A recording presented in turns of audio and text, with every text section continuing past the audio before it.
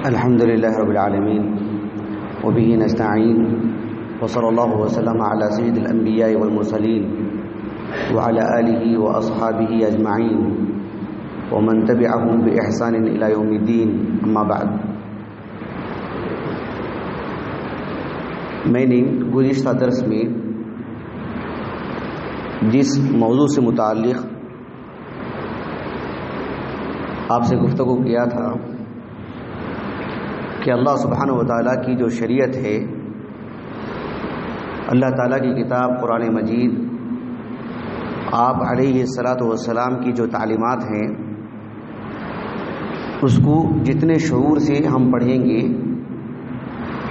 ہماری ہمت اتنی زیادہ مضبوط ہوگی، ہماری سوچ اتنی زیادہ بلند ہوگی، ہمارے خیالات اونچے ہوں گے. ایک حدیث مبارکہ کی روشنی میں نے کہا تھا کہ ان اللہ یحب معالی الامور واشرافها ویکرہ سفاسفها. اس حدیث سے متعلق گفتگو ہو چکی ہے. خلاصہ کلام یہ کہ ہر باب میں، ہر میدان میں، ہر معاملے میں اسلام ہماری رہنمائی کرتا ہے، اور سب سے اچھے انداز سے. سطحیت نامی کوئی چیز ہے ہی نہیں. اس کی کچھ مظاہر میں آپ کے سامنے رکھوں گا.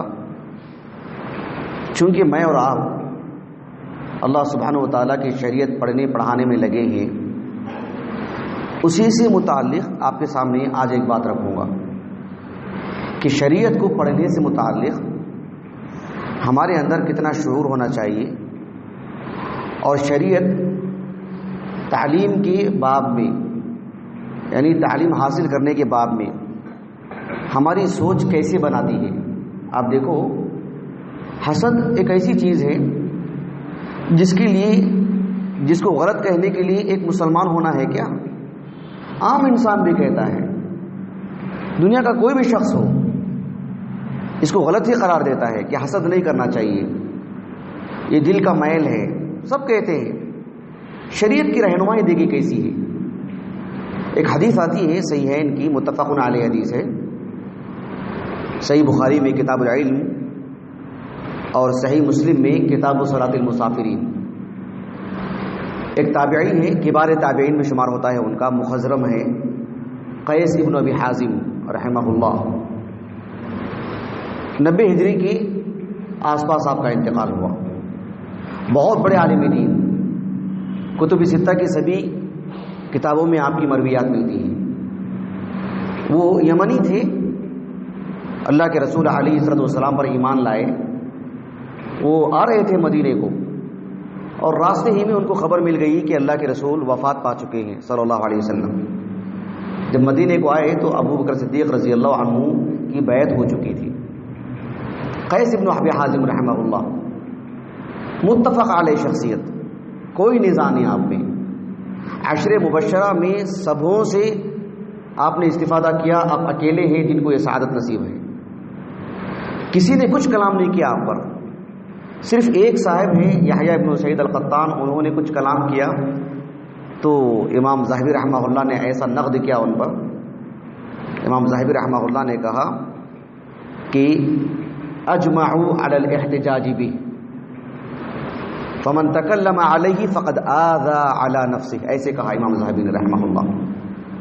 تو قیس ابن ابی حازم رحمہ اللہ فرماتے ہیں کہ عبداللہ ابن مسعود رضی اللہ عنہ نے کہا، معروف حدیث، آپ علیہ الصلوۃ والسلام نے فرمایا لا حسد الا فی اثنتین، یعنی حسد کی گنجائش ہی نہیں ہے اسلام میں. یہ الایمان بالقدر کے منافی ہے. لیکن شریعت کس جانب ہماری رہنمائی کرتی ہے. دیکھیے، اللہ کے رسول نے کہا صلی اللہ علیہ وسلم لا حسد الا فی اثنتین، رجل، ایک وہ شخص آتاہ اللہ مالا فسلط علی ہلکتہ فی الحق، ایک شخص کو اللہ نے مال دیا اور وہ اللہ کے دین میں لگا دیا. علی ہلکتہ یعنی پورا مال خرچ کر دیا اس پہ لگا کر کے. اس پر حسد کر سکتے ہیں. ورجل، ایک اور شخص ہے آتا اللہ الحکمہ، یقضی بہا ویعلمھا، اللہ نے کسی کو علم عطا کیا ہے، اس کو اپنی زندگی میں بھی نافذ کرتا ہے اور اس کو لوگوں کو پڑھاتا ہے. اس پر حسد کر سکتے ہیں. حسد کرنے کی شکل کیا ہے، کیا صورت کیا ہے حسد کرنے کی، طریقہ کیا ہوگا؟ خود اللہ کے رسول نے اس کو واضح فرمایا صلی اللہ علیہ وسلم. یہی حدیث امام بخاری رحمہ اللہ نے اپنی صحیح کی کتاب فضائل القرآن میں بھی لائے ہیں. ایک تابعین ہیں، اوساط تابعین میں شمار ہوتا ہے ان کا، ذکوان ابو صالح. ذکوان ابو صالح مسجد کے مؤذن تھے، عالی قدر عالم دین، بہت عظیم المرتبت. ان کی عالی ہمت کی اگر بات کریں، ان کی سوچ دیکھیں آپ. انہوں نے کہا کہ ما اتمنی من الدنیا الا بیومین، مجھے دنیا سے کوئی علاقہ نہیں، مجھے دنیا نہیں چاہیے، بس مجھے 2 دن چاہیے. اور 2 دن بھی کیوں؟ اجالس بہما ابا ہریرہ، ان 2 دنوں میں بس میں ابو ہریرہ کی صحبت مجھے مل جائے، مجھے اور کچھ نہیں چاہیے دنیا میں. اور اللہ نے آپ کو ابو ہریرہ سے اتنا جوڑ کے رکھا، اتنا جوڑ کے رکھا. انہوں نے کہا کہ ابو ہریرہ کے نام پہ کوئی بھی حدیث بیان کرے تو میں کہہ دے سکتا ہوں کہ اصادق هو ام کاذب، وہ ابو ہریرہ کے نام پہ جھوٹ بول رہا ہے کہ سچ بول رہا ہے. اتنی مطلب طویل صحبت تھی آپ کو ابو ہریرہ کے رضی اللہ عنہ. وہ کہتے ہیں کہ ابو ہریرہ رضی اللہ عنہ نے کہا، آپ علیہ الصلوۃ والسلام نے فرمایا کہ حسد کا طریقہ یہ ہے کہ وہ یہ کہے کہ لیتنی اوتیت مثل ما اوتی فلان، اس کو جو مال ملا ہے، اس کو جو علم ملا ہے، کاش مجھے بھی مل جاتا. تو میں کیا کرتا؟ عملت مثل ما يعمل، جیسے اس نے کیا ویسے میں بھی کروں گا. لیکن آپ دیکھو امام بخاری رحمہ اللہ نے جو باب قائم کیا ہے کتاب العلم میں، باب الاغتباط فی العلم والحکمہ. الغبطہ عربی زبان میں کہتے ہیں کسی کے پاس کوئی نعمت ہو تو اس کی تمنا کرنا، اس شرط کے ساتھ کہ اللہ تعالیٰ اس کو وہ نعمت اور عطا کرے. جیسے حسد میں کیا بات ہوتی ہے؟ زوال النعمہ کی تمنا کرنا کہ اس کے پاس سے وہ نعمت چلی جائے، بس مجھے ملے نہ ملے، اس کو نہیں ملنا چاہیے. غبطہ میں ایسی بات نہیں ہوتی ہے، اس کو ملے مجھے بھی ملے، یہ بات ہے. لیکن جو لفظ استعمال کیا اللہ کے رسول نے وہ حسد ہی کا لفظ. اسی لیے امام ترمذی، امام ابن ماجہ، امام ابن حبان اور ابو عوانہ رحمہم اللہ اجمعین اپنی اپنی حدیث کی کتابوں میں حسد ہی کے لفظ سے باب قائم کیا، حسد ہی کے لفظ سے. بلکہ ابن حبان نے باب ما جاء فی اباحۃ حسد ایسا لفظ قائم کیا انہوں نے باب میں، یہی لفظ. اسی لیے ایک بر صغیر کے عالم دین ہیں، پیدا تو یہاں ہوئے لیکن ان کی پوری زندگی مدینے میں تھی، محمد بن عبد الہادی السندی رحمہ اللہ. کتب ستہ کی سبھی کتابوں پر انہوں نے حاشیہ چڑھایا سوائے سنن ترمذی کے، مسند احمد پر بھی، اور وہ مطبوع ہے. اس میں انہوں نے لکھا کہ وَأَنَّهُ یعنی وَأَنَّ الْحَسَدَ لَا يَنبَغِي ذَلِكَ إِلَّا فِي مَعَالِي الْأُمُورِ، صرف اعلیٰ مقاصد کے لیے ہی حسد جائز ہے اسلام میں، اس طرح کے اعلیٰ مقاصد کے لیے. یعنی حسد ایک کمتر چیز ہے، کوئی بھی پسند نہیں کرتا اس کو، کسی بھی معاشرے میں گنجائش نہیں. بے دین وہ بھی پسند نہیں کرتا، آخری درجے کا انسان وہ بھی پسند نہیں کرتا ہے. لیکن شریعت نے سوچنے کا رخ کیسے دیا دیکھیے. آپ حسد کیجئے ایسے معاملات میں کہ آپ کسی کے لیے مر جائیں، کسی کے لیے مٹ جائیں، آپ خوب محنت کریں، یہ انداز ہے شریعت کا. اللہ اکبر. میں آپ کو شرعی علم کے لیے عالی ہمت جو ہونی ہے 2 مثالیں میں آپ کو دیتا ہوں. ہماری 1400 سال کے تاریخ میں علماء کی جو فہرست ہے، صرف نام لینے کے لیے ہماری زندگی ختم ہو جائے گی. میں نہیں سمجھتا کہ آپ یہ سمجھیں کہ میں مبالغہ کر رہا ہوں، بالکل واقعیت ہے اس میں. لیکن وقت کی قلت کی وجہ سے 2 مثالیں میں آپ کو دوں گا. ایک عظیم انسان، عظیم عالم دین، امام ابو الحسین مسلم ابن الحجاج القشیری رحمہ اللہ، ان کی بھی ایک مثال دیتا ہوں آپ کو، آپ اندازہ لگائیے. امام مسلم رحمہ اللہ نے عبداللہ ابن یحییٰ ابن ابی کثیر کی طریق سے ایک قول نقل کیا. انہوں نے عبداللہ ابن یحییٰ ابن ابی کثیر اپنے والد سے یہ قول نقل کرتے ہیں، ان کے والد ہی کا قول ہے وہ یحییٰ ابن ابی کثیر۔ ابو کثیر ان کے والد کی کنیت تھی، مدینے کے علماء میں سے ہیں، بہت عظیم عالم دین۔ ان کے بارے میں ان کے معاصر ایوب السختیانی رحمہ اللہ، ان کے معاصر ہیں، اقران، البتہ وہ تھے بصرہ کے، انہوں نے کہا کہ ما بقی علی وجہ الارض مثلہ، کائنات میں ان کی طرح فی الحال کوئی باقی نہیں ہے۔ یہ بہت بڑی شہادت ہے، یہ ایک معاصر کی۔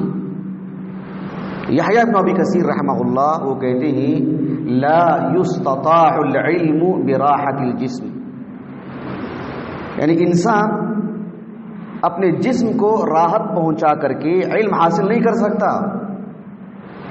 عام علم بھی نہیں حاصل کر سکتا، خصوصی طور پر شریعت کا علم۔ اس کے لیے تو ایک آدمی اپنے جسم کو راحت دے، تناسانی کا شکار ہو جائے، راحت اسے عزیز ہو اور وہ علامہ البانی بن جائے، کیسے ہو سکتا ہے؟ ناممکن سی بات ہے۔ ان کا یہ قول ہے۔ اب دلچسپ بات کیا ہے وہ دیکھیے، ان کے اس قول کو امام ابو الحسین مسلم رحمہ اللہ اپنی الصحیح میں لے کر آئے ہیں۔ اہل علم نے کہا، امام نووی رحمہ اللہ نے شرح کرتے ہوئے، ان کا قول نہیں ہے، انہوں نے قاضی عیاض کا قول نقل کیا ہے رحمہ اللہ۔ قاضی عیاض کے بہت ہی خوش چیز ہیں وہ۔ قاضی عیاض رحمہ اللہ فرماتے ہیں کہ ایک تو یہ رسول اللہ کا قول نہیں ہے صلی اللہ علیہ وسلم، یحییٰ ابن ابی کثیر کا قول ہے جن کا انتقال 132 ہجری ہے۔ امام مسلم نے اپنی الصحیح میں صغار تابعین میں سے ہی وہ ان کا قول کیوں نقل کیا؟ وہ تو حدیث کی کتاب ہے نا، نبی کا قول ہونا چاہیے تھا، ان کا قول کیوں نقل کیا؟ ایک تو یہ بات۔ دوسری بات یہ ہے کہ امام مسلم رحمہ اللہ نے یحییٰ ابن ابی کثیر رحمہ اللہ کے اس قول کو اپنی صحیح مسلم کی کتاب المساجد و مواضع الصلاۃ اس میں لے کر کے آئے ہیں، اور باب قائم کیا ہے باب اوقات الصلوات الخمس، 5 وقتہ نمازوں کے جو اوقات ہیں اس کو بیان کرنے کے لیے جو احادیث لائے ہیں، انہیں احادیث کے دوران اس قول کو نقل کیا امام مسلم نے رحمہ اللہ۔ قاضی عیاض رحمہ اللہ نے کہا اس کی وجہ یہ ہے جس کو امام نووی رحمہ اللہ نے اپنے المنہاج میں نقل کیا ہے۔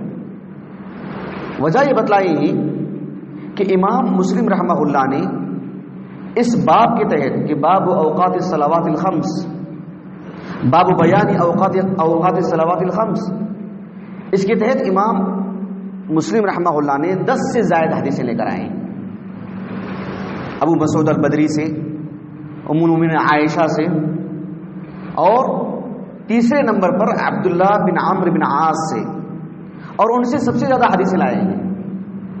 امام مسلم رحمہ اللہ کی الصحیح کو جس نے بھی پڑھا ہے وہ جانتے ہیں یا نہ بھی پڑھے ہوں، اگر کہیں مطالعہ کیے ہوں تو ان کے علم میں بات ہوگی کہ امام مسلم رحمہ اللہ کی الصحیح کو اس میں جو جمع الطرق والی بات ہے، جودت السیاق والی جو بات ہے، الفاظ کی ادائیگی میں جو محافظت امام مسلم نے روا رکھی ہے، ان خصائص کے پیش نظر کچھ اہل علم نے صحیح مسلم کی افضلیت کو ثابت کیا۔ امام مسلم رحمہ اللہ نے نماز کے جو 5 وقتہ اوقات ہیں ان کو اتنی باریک بینی سے عبداللہ بن عمرو بن عاص رضی اللہ عنہ سے مروی سارے طرق اتنی لطافت سے جمع کیا۔ ظاہر بات ہے وہ 1 گھنٹے کا کام نہیں تھا، اس کے لیے آپ نے کتنے انہماک سے کام کیا ہوگا، کتنا وقت لگایا ہوگا، کتنا سوچا ہوگا آپ نے اتنی باریک بینی سے کام کرنے کے بعد دوران کوئی مناسبت نہیں تھی، بس آپ نے لکھ دیا کہ یحییٰ ابن ابی کثیر رحمہ اللہ نے کہا، اپنی سند سے انہوں نے نقل کیا کہ لا یستطاع العلم براحت الجسم، کہ میں نے اتنی باریکی کے ساتھ جو ان احادیث کو ترتیب جو میں نے دیا ہے یہ ایسے ہی بیٹھنے سے نہیں ہوگا، اس کے لیے محنت کرنا ہوگا، اس کے لیے دماغ لگانا ہوگا، اس کی دل کی حاضری ضروری ہے، تب جا کر یہ باتیں آتی ہیں۔ اس ضمن میں آپ نے یہ بات نقل کر دی، اللہ اکبر۔ امام مسلم رحمہ اللہ اس دوران آپ نے طلبہ کو نصیحت کر رہے ہیں گویا کہ، ورنہ کوئی ظاہری طور پر کوئی علاقہ نہیں اس اثر کا، اس قول کا، نہ صحیح مسلم میں، نہ کتاب المساجد میں. اس دوران میں آپ نے لا کر کے بس اس بات کی تنبیہ کر دی. امام مسلم ہے. سبحان اللہ، ہم کیا بول سکتے ہیں تھوڑے سے وقت میں. یہ تو ایک بات رہی امام مسلم سے متعلق رحمہ اللہ. امام مسلم رحمہ اللہ یہ بھی کہنا چاہتے ہیں کہ کسی موضوع سے متعلق 2 آیتیں 2 حدیثیں جمع کر کے آپ تھک نہ جائیں اور یہ نہ سمجھیں کہ اس موضوع سے متعلق اتنی ہی باتیں ہیں. محنت کیجیے، النحلہ بنی، شہد کی مکھی بنی، خوب وقت لگائیے، دور تک جائیے، کتابیں اٹھائیے، ورقگردانی کیجیے. ایک مسئلے کے لیے آپ دیکھیے اس سے متعلق کیا کچھ ہو سکتا ہے، سب جمع کیجیے. اس کے لیے بہت وقت لگے گا، پھر آپ کو راحت ملے گی. ورنہ آپ ظاہری طور پر کوئی آیت پڑھ لیے، کوئی حدیث پڑھ لیے، اس سے پوری بات ہو جائے گی، ایسے نہیں ہوگا. لا یستطاع العلم براحت الجسم. ایک دوسری مثال ہماری 1400 سال کی تاریخ کے عظیم المرتبہ علماء میں سے شمس الدین ابو عبداللہ محمد ابن احمد الذہبی رحمہ اللہ.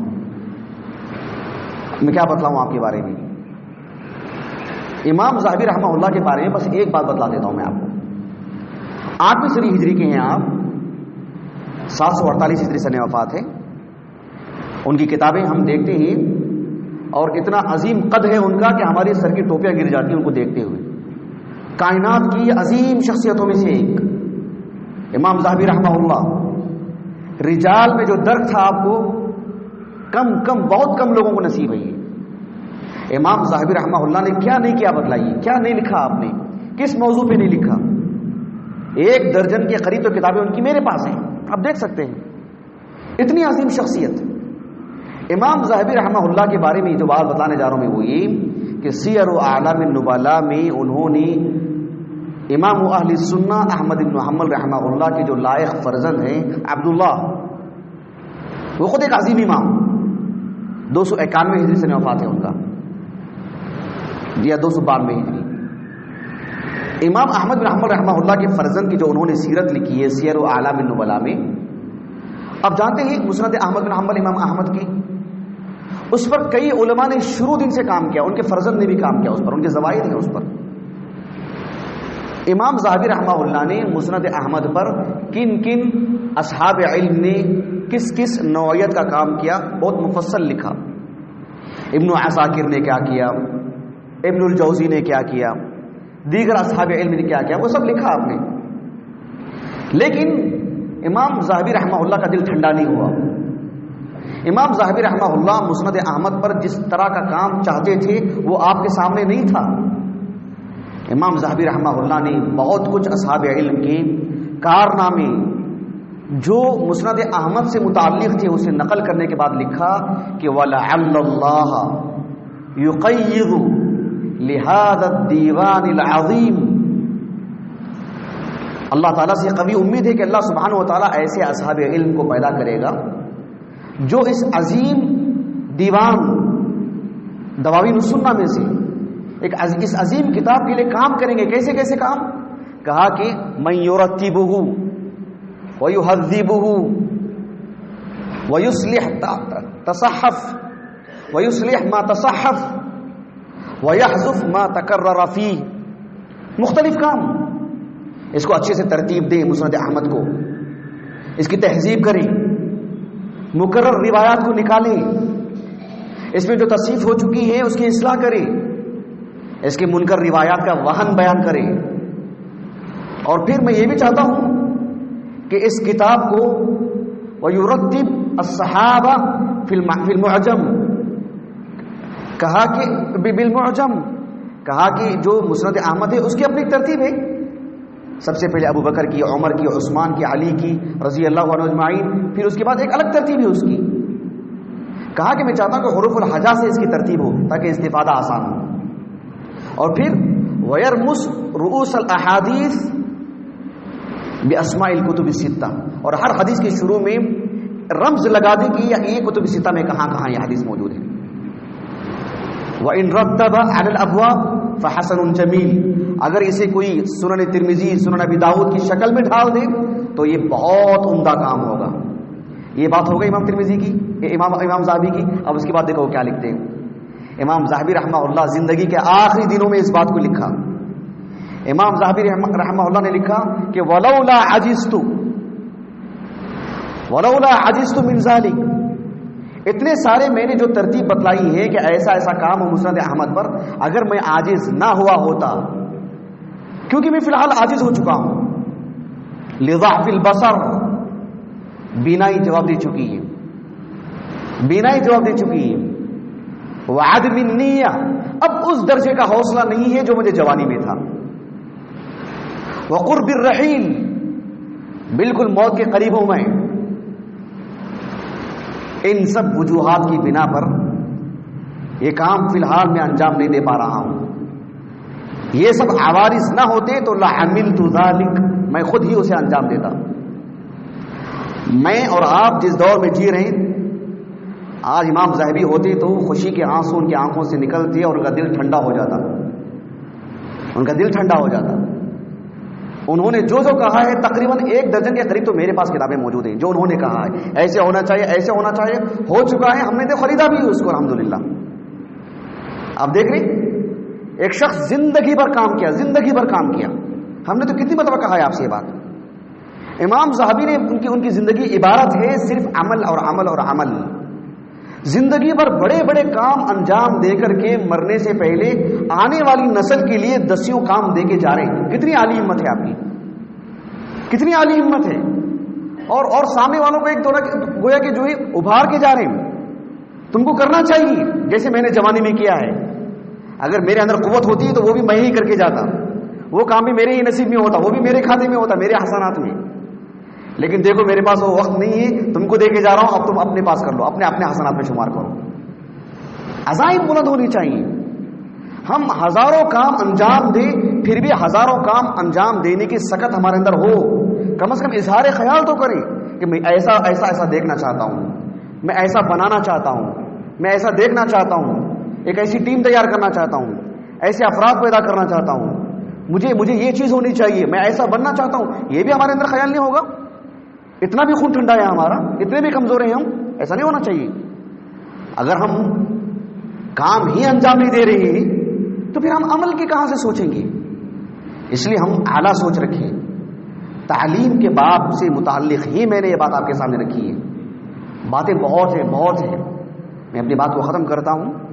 اللہ تعالیٰ سے دعا ہے کہ اللہ تعالیٰ ہمیں بحیثیت ایک طالب علم حاصل کرنے کے وقت میں یہ جو ہمارا وقت ہے، اللہ سبحانہ و تعالیٰ ہماری ہمت بنائے رکھے، اللہ سبحانہ و تعالیٰ عالی سوچ اور عالی ہمت اور اونچا خیال ہمیں عطا فرمائے، اللہ تعالیٰ سفاسف الامور سے ہمیں بچائے، بزدل دل سے اللہ تعالیٰ ہمارے حفاظت فرمائے، آمین۔ سبحانک اللہم و بحمدک، اشہد ان لا الہ الا انت۔